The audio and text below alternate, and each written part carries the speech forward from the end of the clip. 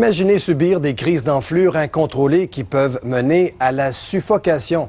On ne parle pas ici de réactions allergiques, mais bien d'une rare maladie, l'angio-édème héréditaire. Une première campagne de sensibilisation vient d'être lancée au Québec. Nicole Germain explique.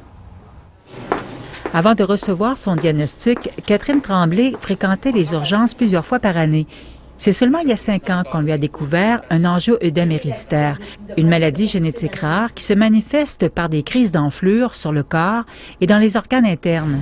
Au début de ma maladie, Les crises peuvent apparaître sans que l'on sache vraiment pourquoi et à tout moment, comme ici à la fin de sa prestation publique. C'est correct? Présentement, je peux dire j'en ai une fois par mois. C'est pire que 2 accouchements. J'en ai fait 2 accouchements, mais pourtant, c'est pire que ça. Les contractions, ça n'est absolument rien. Qu'est-ce que ça peut... On a l'impression que le ventre, tout va exploser dedans. Lorsque les crises d'enflure surviennent, Catherine doit s'injecter un médicament.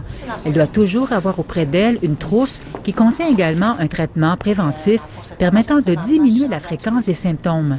Ça peut être un bras, une main, le visage, les lèvres.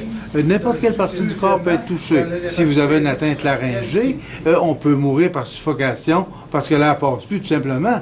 Et le taux de décès, avant qu'on ait des traitements appropriés, était quand même, traitements appropriés, on parle d'une quinzaine d'années seulement maintenant, était quand même de 20% à peu près. Donc c'est quand même pas banal. La prévalence de l'angio-œdème héréditaire est d'un cas sur 50 000.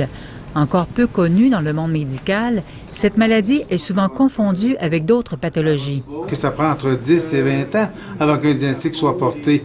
Les gens connaissent rien que pas ça. Et puis, pour eux autres, une enflure, c'est une allergie. On veut former les médecins, mais on veut former aussi toutes les infirmières qui travaillent dans les urgences pour que quand un patient arrive au niveau du tri avec des enflures, qu'on pense à cette possibilité-là. Une fois le diagnostic prononcé, les patients peuvent être traités et ainsi améliorer leur qualité de vie. Ici Nicole Germain, Radio-Canada, Québec. Cultiver de la